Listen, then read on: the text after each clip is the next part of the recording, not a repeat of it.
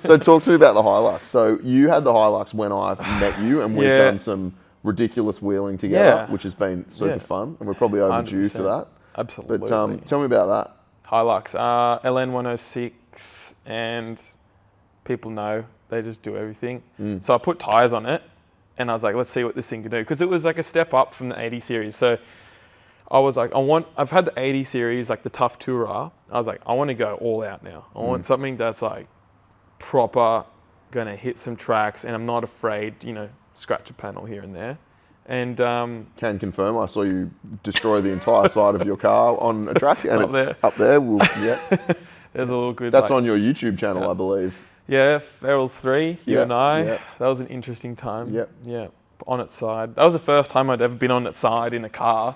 Probably not the last, but yeah, hopefully not. So what's the go with the Hilux? Like, that's pretty modified now, or not really? I don't think it's pretty modified.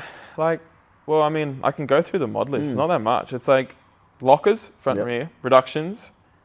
I've done some custom, I've moved the front diff forward, the rear diff backwards, custom leaf mounts. Not custom leafs, but leafs not from that car, from a different car. What else? There's not much. Beadlocks tyres. I'd just like to call out one small thing here. Here we go. Your idea of not very modified and the general public's idea of not very modified might be slightly different. All right. Because do you reckon that's skewed?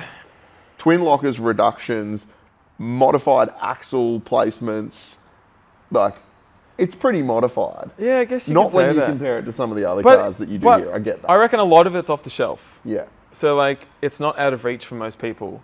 Yeah. I mean, I see how much people spend on cars these days. Oh. and that's the crazy thing, right? That thing doesn't owe me that much. And that car is unbelievably capable. Exactly. Because it's light. That's kind of its, like, legacy, to be honest. It's, like, I reckon in parts that car's only, like, low 20s. Yeah, it's a cheap car comparatively. And I bought it for 12. Yeah. So to spend that money in total and do almost any track, like, tell me another combo that would do that. GQ Patrol. Nah, because the suspension's better. Yeah. So imagine the money you'd be like slapping on that. The leafs in the Hilux, have you got rear leafs up front?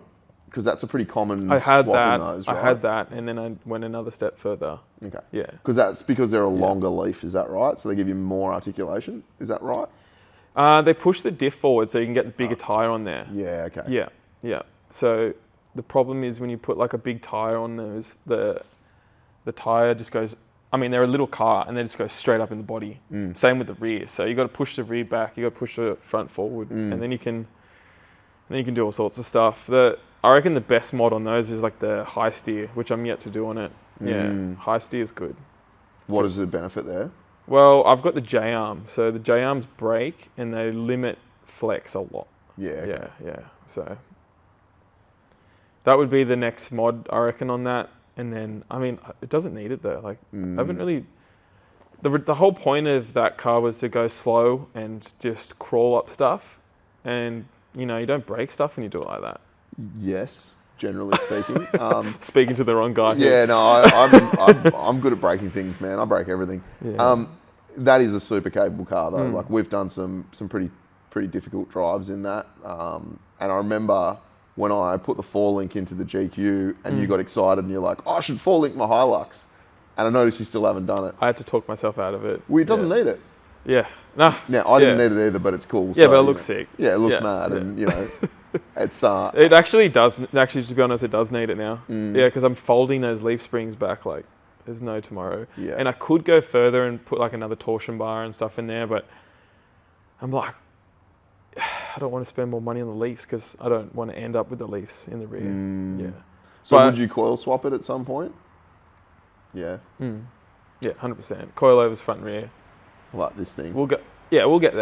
We'll get there. But actually, the last time we went wheeling together, you snapped a leaf spring in half. That's what I mean. Yeah. Like, and then Achilles still drove it home.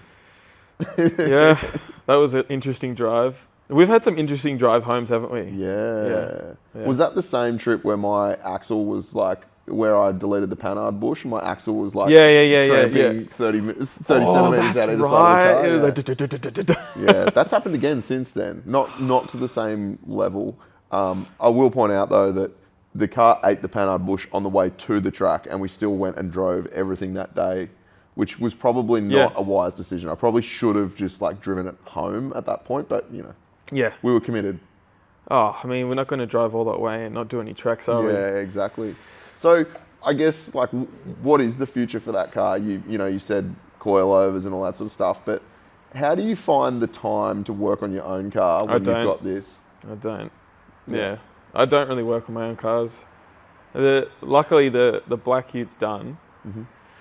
The Hilux at a point now where it's kind of done. You could, if I go to the next step now, it's going to be on a hoist for a while. Yeah. So I'm kind of just letting it chill there because I know the next step is a big step. And I will do it, but you know, the business always has priority. Yes. So tying up a hoist in here for your own like little toy project when that hoist could be making money is I guess a battle that lots of people in your position face.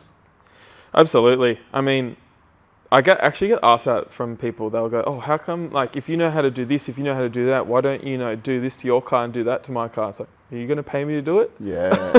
No, but you'll pay me to do it on your car, so I'll do that. Exactly. So, like everything, it just comes down to money. Like, I'm not going to go throw a bunch of money at that car when I could be making money. So, so this is something that I always find really interesting, right? Like when you start working on cars because you have a passion for cars, but then you end up in a position where you're doing it for a job and then subsequently not doing it for yourself. Yeah.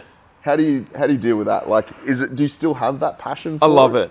Yeah. I actually love when someone will call me and go, "Oh, like, I want to do this. Like, can it be done?" I'll be like, "I don't know, but let's do it." Like, you know what I mean? I love doing, I don't know, call me crazy, but I still have the same passion, if not more, for this business as I did on the day one. Because it's exciting. Like, I always think back, like, when I had my first car and I'd go to, like, the mechanic and, you know, they'd do a service and it was daunting. Like, you always thought you were a burden. Like, mechanics have quite a bad rap for fair reasons. Like, you know, there's a lot of dodgy guys out there. And the whole point of starting this business was to create a place that anyone could, you know, feel welcome in, basically. Yeah. Like, I have those customers, heaps of them, like, you know, come in, drop a case of beer off. Yeah. Man.